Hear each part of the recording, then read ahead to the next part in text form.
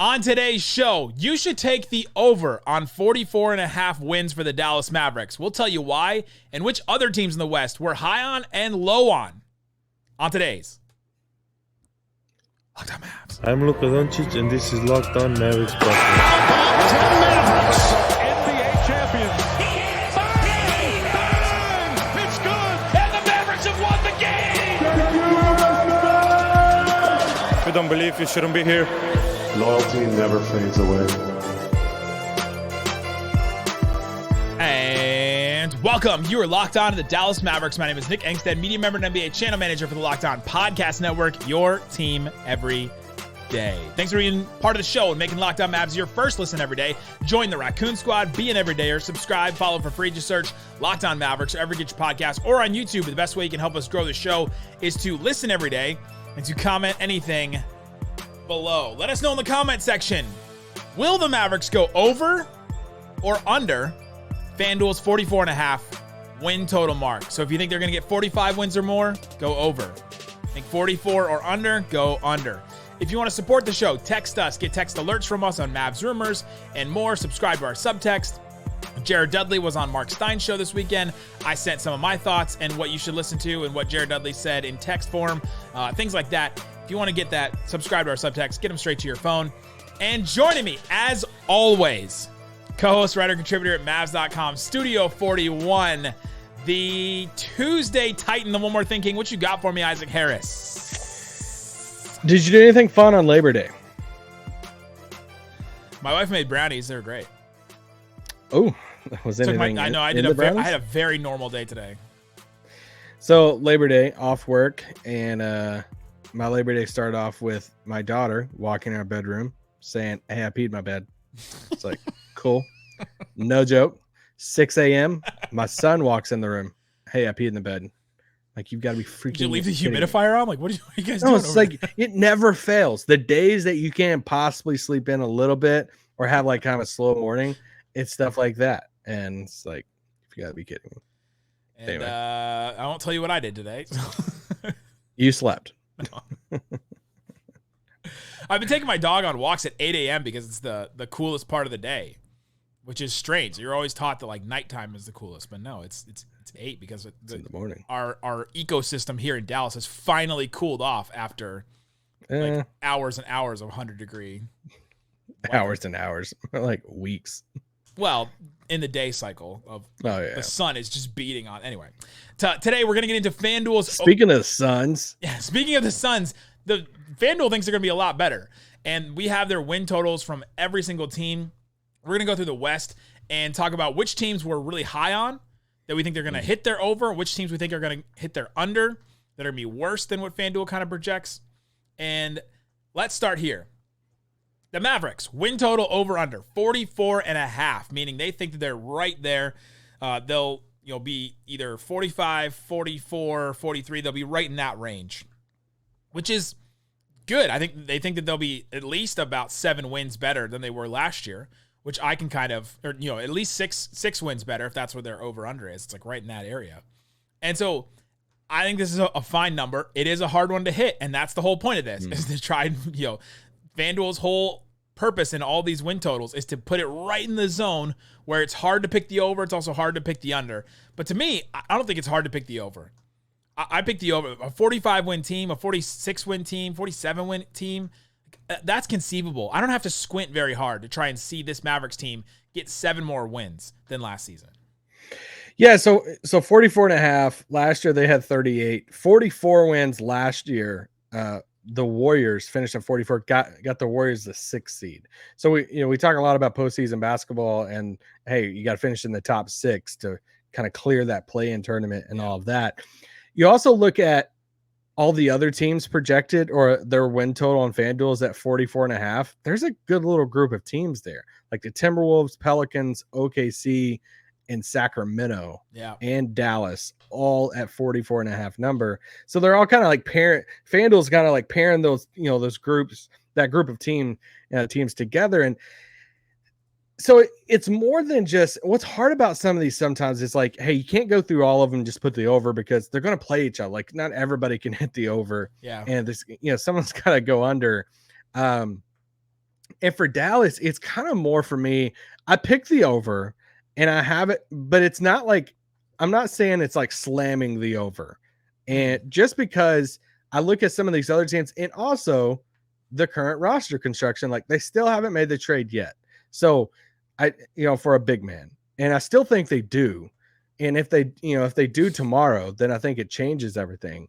But I think that's the case. I think if you're looking at it right now saying, why is the Mavericks, why are you picking them as the over?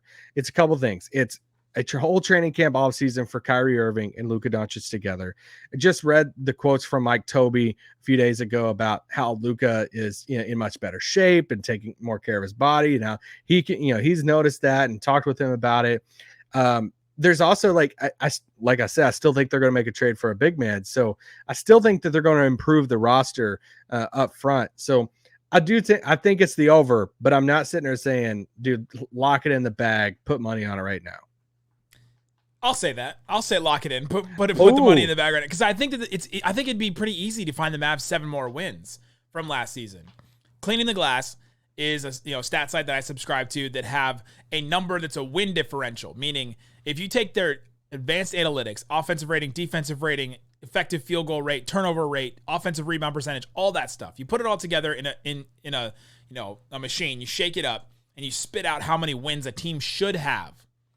The Mavs should have had 4 more wins last year, just by their numbers alone. So honestly, just luck would give them 4 more wins than last year. Then you think about how much they've gotten better. I also did that whole episode a couple of weeks ago about how the Mavericks had such terrible clutch games last season. They played 55 clutch games last season. 55 out of 82. 55 of their games came down to the final 5 minutes, and they were within 5 points. That's the most since 2008. 2008. Dallas also lost 12 games last season by 1 to 3 points. Only 4 other teams in the last 10 years have lost as many games by 1 to 3 points. It was Indiana, the 2022 season, Memphis 2018, and then Phoenix and Indiana in 2015. Like, they're in rarefied air as far as teams that were bad in crunch time and in clutch games. And you flip some of those the other opposite way, I can easily find you 7 more wins in that. Plus their numbers already, they should have been 4 wins better, according to Cleaning the Glass. And the Mavericks improved depth-wise, that deep depth that we've been talking about. Sign Exum, you sign Seth Curry, you draft Omax, you draft Derek Lively, you bring in Rashawn Holmes. Your deep depth is so much better this season than it was last season. That, I think, is at least good enough for 1 more win or so. And, Luka and Kyrie get on the same page, boom, all of a sudden, you're there. It's the Luka and Kyrie duo that is what carries it to the over. That we both firmly believe that the duo works. All right. And you start looking at some of the stats and stuff, even from last year. We know the record. 5-11 of them playing together at the end of last year. But I kind of throw that out right now. And I was just asked this over the weekend by someone. They're like, hey, so Kyrie and Luka, man, Kyrie signed. I mean, can they even play together? It didn't look like they could yes. I'm not worried about them playing together. Had a positive net rating, outscored teams when they were on the court. Yeah, I think it's the other stuff that is that we're high on a bunch of the other stuff, but it's still a lot of projection. And when it comes to Grant Williams taking a higher load, Josh Green taking a step forward, the rookies having an impact. We keep on banking on a trade for a big man. There's just a lot of stuff that there's a path where all of that happens and they're a really, really good team.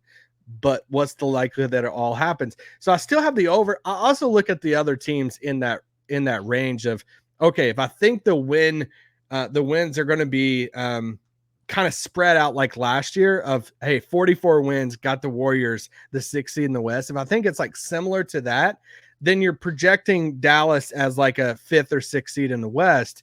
So then, if you think they're going to hit the 45, 46 win mark, all right. So that only leaves you just 4 teams over Dallas. And so then you start just stacking Dallas up against some of these other teams in there. And you're like, all right, do you like them better than Memphis? Do you like them better than the Lakers? Do you like them better than, and you just keep on going there. So that's what also factors in for me. Once again, I take the over, but I'm not sitting there saying I'm not betting my house on it. Coming up, let's talk about what other teams we would bet the house on in the West. Who do we have as a definite over? Who do we have as a definite under? I'm curious to see what Isaac's going to say about this. We'll talk about all that coming up. But before we do, got to tell you about Birddogs. Isaac's got the hat on right now that we were sent for free, and you were sent for free if you ordered Birddogs the last time around. Now you can get a free water bottle with any purchase. It looks awesome. It's one of those, you got to stay hydrated. It's so hot outside all the time. You can get this Birddogs water bottle for free, and you can do it by buying Birddogs shorts. They're absolutely incredible. I wore some to the Wings game the other day. You can wear them to a business meeting if you got a more casual environment. They're incredible. They've got a liner in them. You can wear them with or without underwear. Game changer. Game changer that you could do that. Go check out their shorts. They also have joggers. They have pants. They have all kinds. They have polos now too. That new tab. Haven't seen this one before. There's two guys on a Vespa in their Birddogs polos. They look awesome. So go check it out. Birddogs.com/LockedOnNBA. Again, promo code Birddogs, or the promo code is LockedOnNBA. Birddogs.com/LockedOnNBA to get a free water bottle with your order. That's Birddogs.com/LockedOnNBA to get a free water bottle at checkout. You won't want to take your Birddogs off. I promise you that. Explain yourself. Sorry. Thanks everybody for hanging out with us on Locked On Mavs, being part of the show, part of the Raccoon Squad, being an everydayer, subscribing and following the show on YouTube. We're so close to 27,000, which is blowing my mind. Let's go. A listen on the podcast, a view on YouTube. We love them all the same. We'll be back tomorrow with more Maverick stuff. We'll be back the next day, Wednesday, Slovenia versus Canada. I think me and Sean Woodley are going to chop it up from Locked On Raptors. So I'll have a real live Canadian on the show breaking down Slovenia versus Canada. And then Isaac and I will do more episodes all throughout the week. We're staying 5 days a week, by the way, all throughout the offseason. We're doing every day. Media Day is going to be here before you know it. Oh, Media Day. So this excited. month. I'm so excited for it. Media Day is where we got this clip. Explain yourself. Sorry. No, it's where we got it's where we got this one. People forget about Frank. Oh, what are we going to get this year? I'm excited for that. All right, Isaac. We texted each other before this, said pick two teams that you're high on that are going to go over their win total, and pick two teams that you're low on that are going to go under their win total. We just kept it to the West. Give me your first team that you're going over on. Okay, I think this team's going to be popular to take the under on, and I'm actually going over on. That's Memphis. I think they're gonna be a really popular pick because of the jaw stuff for people to say, hey, they're gonna take a step back. Yep. They finished, top 3 in the West last year, but I think I'm really big on Taylor Jenkins. I think he's a really good coach, and I just like a lot of the roster stuff. I mean, who cares they lost Dylan Brooks, but Jaren Jackson Jr., they added Marcus Smart. Like they have, and you look at their record when they didn't have Ja, last year when he was hurt and stuff. I mean, it was more than just keeping the ship afloat.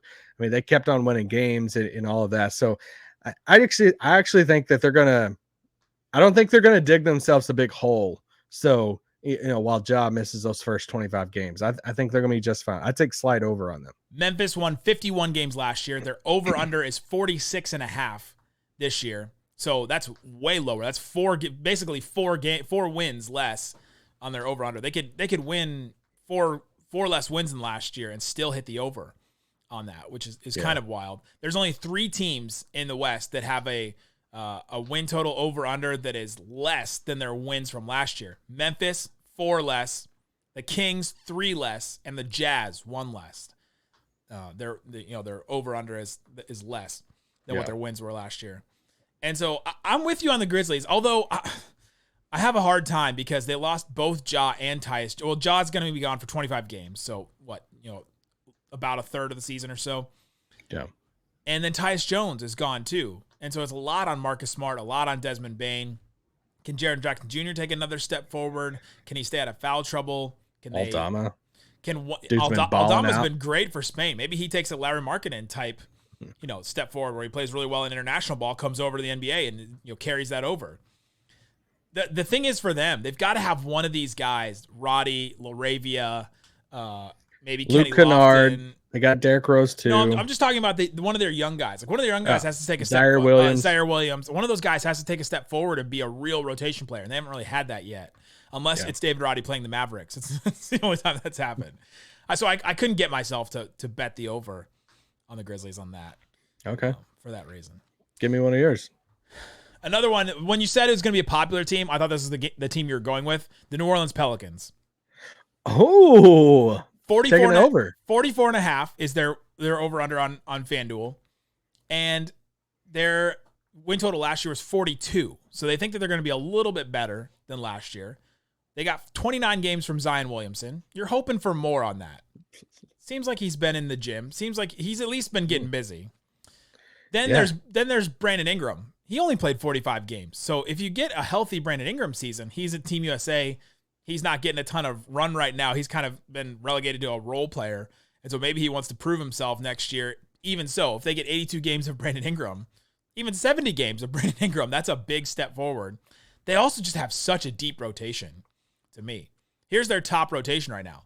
Zion, CJ McCollum, Brandon Ingram, Trey Murphy, Jonas Valanciunas, Herb Jones, Larry Nance, Najee Marshall, Jose Alvarado, Cody Zeller. That's 10. That's a very solid 10 that you can roll out. Plus Dyson Daniels, who we saw with Australia, and Jordan Hawkins, their rookie, good shooter that we liked in the draft process.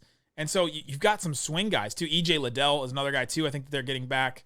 They've got a couple of swing guys too that could really take steps forward for them. And so I think they'll get more. I think they'll get 2 more wins than they did last year, or 3 more wins than they did last year, and that gets them the over. Yeah, I actually took them on the over also. For me, because naturally when you do this, you also kind of naturally do the standings too. As I'm sitting there like, all right, who I think is going to be a top 6, top 4, those bottom 5 teams. And I'm like, for me, it was this battle between the Wolves and Pelicans. Yes. Yeah. They're the same, 44 and a half. It's the same for both. Yeah. And I'm like, I don't know. I'm like, I feel like for one, I got to take the over, and the other, I got to take the under. And that's what I did. So I took the under on Minnesota, mainly because I don't know. There's just something about the Cat Gobert pairing I'm just not about, even though I love Ant. But no, I'm with you on the Pelicans. Yeah. It's like, I love Ant-Man, but Quantumania just wasn't. I love Ant-Man. I love Kang, but Quantumania was not a good movie. No, it wasn't at all. All right. So that was the other one, was Pelicans. Yeah. No. I'm just saying I had the over on them. I went through every team and did over under in the West here. So, do you want me to give you a surprise over? Give me a surprise over for sure. Okay. Houston. Shut up. Yeah. Okay. Houston, 22 wins last year. Their over-under is 31 and a half. They think that they're going to be 10 wins better than last year. All right. I love to crap on Houston. All right. 10 wins. They got an adult in the locker room in Van Vliet. I'm huge on super young teams adding a veteran point guard. Van Vliet's a good basketball player for those guys. Dylan Brooks, don't understand it. All right. I get all of that. I like a lot of their young guys. I'm high on Jabari Smith. I don't know what Jalen Green's going to be, but they got a lot of young pieces. But the big thing's Udoka too. And it's like, I don't think Udoka's going to come in and just like, hey guys, we're just going to tank this sucker out. Like, they want to take a step forward. That's why they handed $80 million to a mediocre player in Dylan Brooks. And then they paid a gazillion dollars for Van Vliet. They want to take the step forward. Udoka wants to do that too. So I think that they're going to improve. Like, I don't think they're a play-in team, but you look at like the Jazz last year, they finished with 36, 37 wins. 37. I could totally see Houston winning like 34 games next year, and they have a good little spurt, and the guys like take a step forward. Ime Udoka has been on the record saying that nobody is guaranteed minutes except for really Fred VanVleet.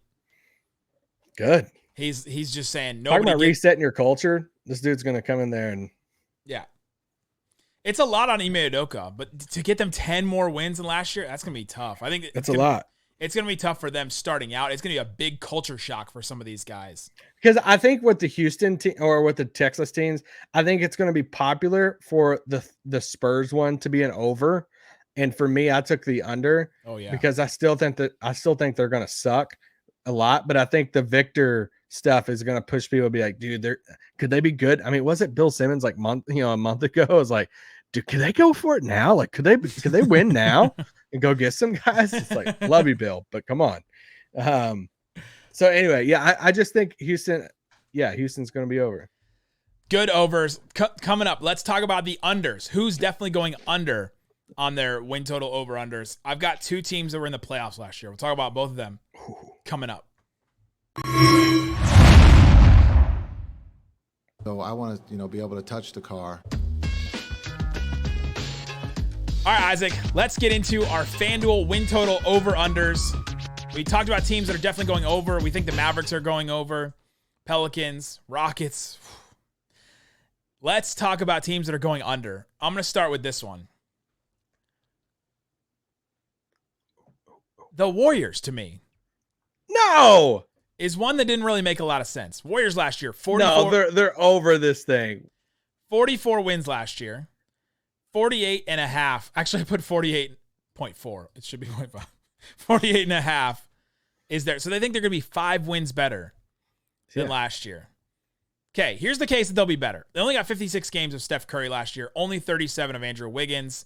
They move on from the Jordan Poole drama. They bring in Chris Paul.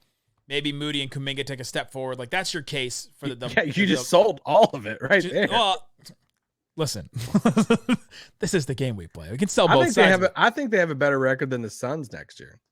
That you can believe that, and still they don't hit the 40. They don't hit 49, 50 wins. Okay. Here's the case against it. Chris Paul coming in as their big addition. He's 38 years old.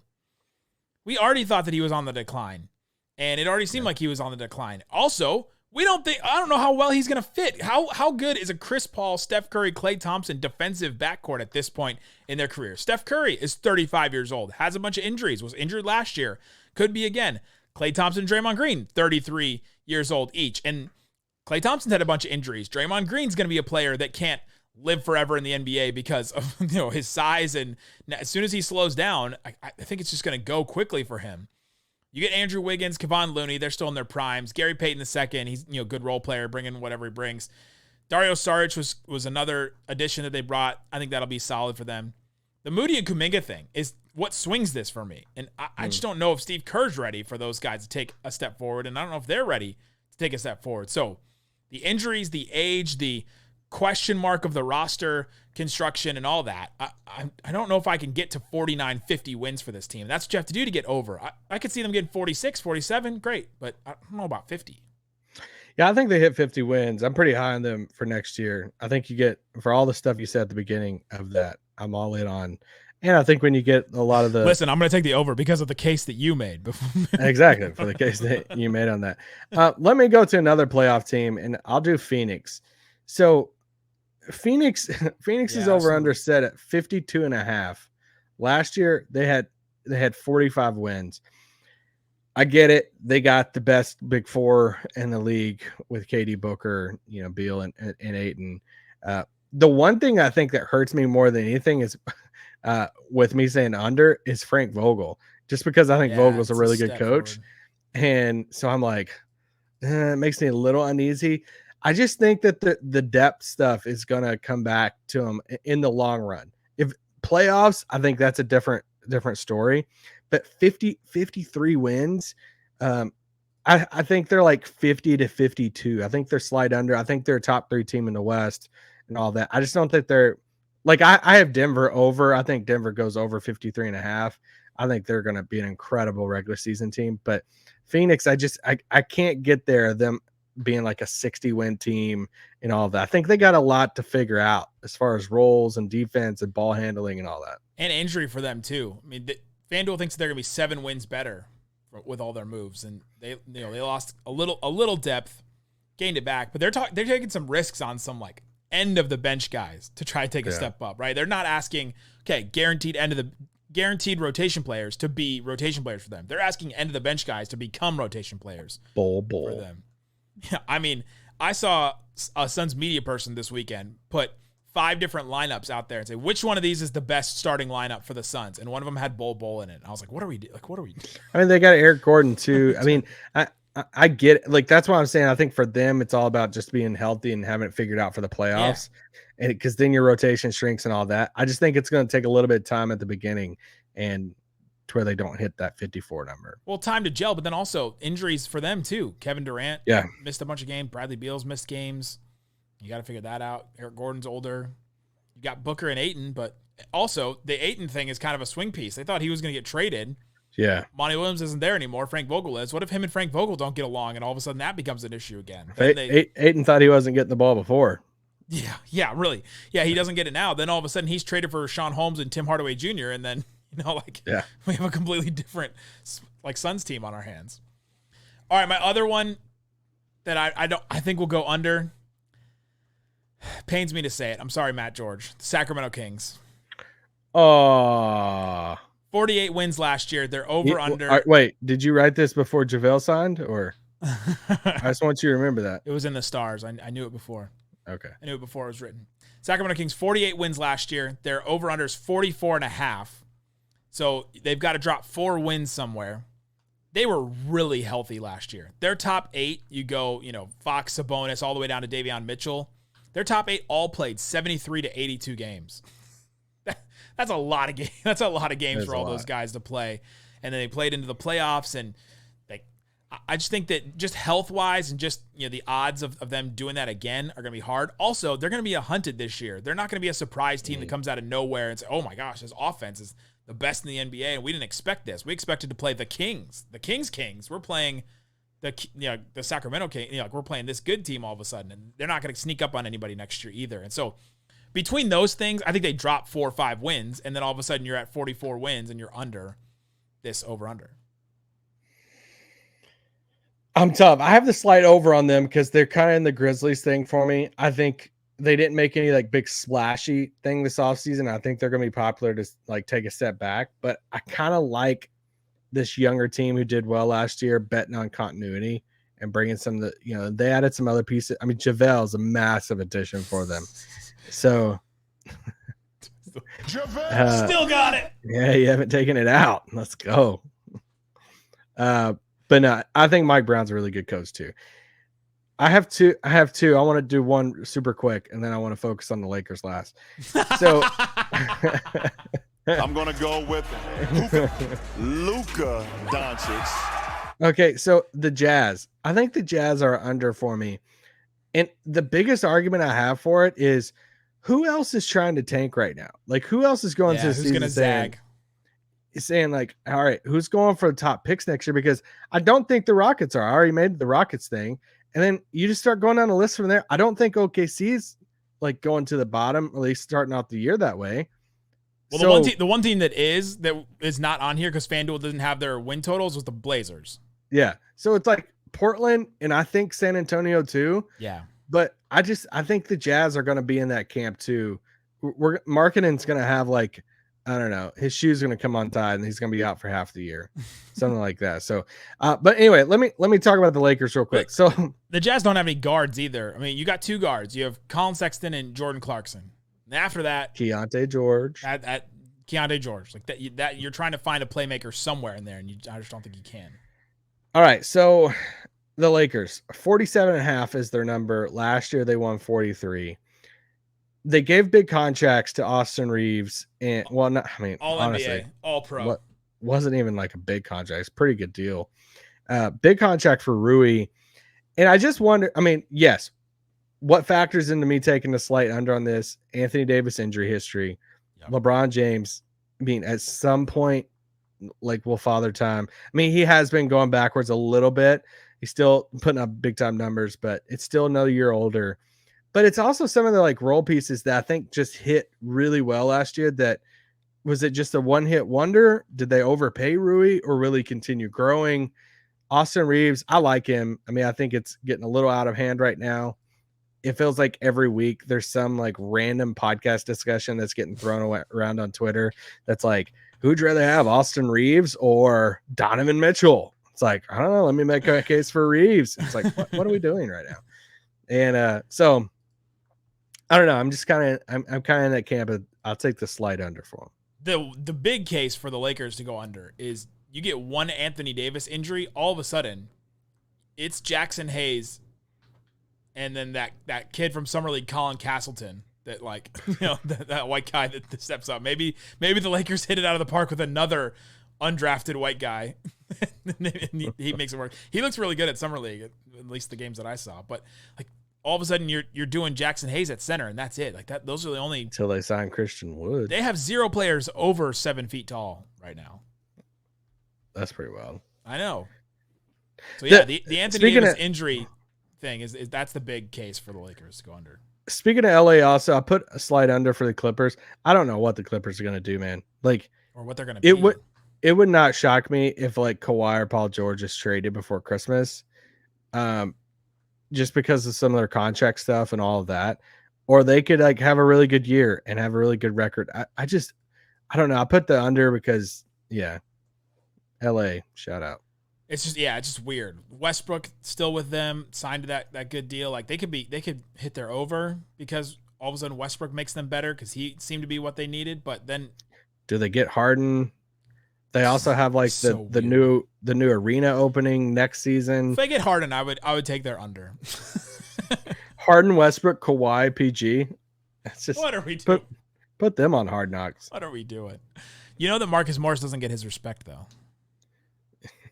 Did he say this somewhere? No. Did you see that the NBA Central account tweeted this compilation of Marcus Morris like greatest hits like highlights? I was like, Marcus Morris doesn't get his respect, and like Markieff was sharing it and everything. Like finally. What was the highlight of him? Like tripping Luka? Bunch of jumpers, man. Just bunch of solid looking jumpers, threes. Him stepping on Luka's ankle and heel. Great stuff. Interesting. Him secretly switching places with Markieff Morris at times when they need to be better. He can switch with him now. I think Marcus would play for Dallas. Let us know. Over under on the Dallas Mavericks, 44.5. Let us know in the comment section. Subscribe to the podcast. Subscribe to our subtext. Guys, thanks so much for listening to Locked On Mavs. Peace out. Boom.